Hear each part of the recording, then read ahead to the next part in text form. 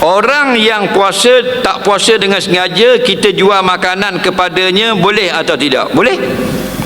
Dia sengaja tidak puasa, boleh tak kita jual makanan kepada dia? Boleh. Bila? Waktu berbuka.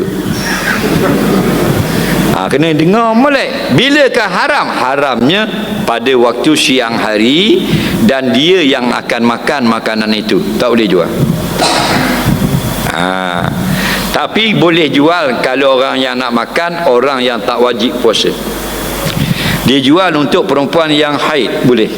Dia jual untuk orang musafir, boleh. Dia jual untuk orang sakit, boleh.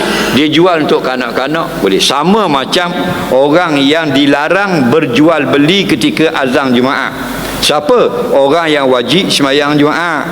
Orang yang tak wajib sembahyang Jumaat tak haram. Okey? Nampak? Orang puan wajib dah sembahyang Jumaat. Tak wajib. Jadi orang ada Allahu Akbar, dia duk jual lagi dengan TikTok. Hukumnya tidak dilarang kerana mereka tidak ganggu Jumaat.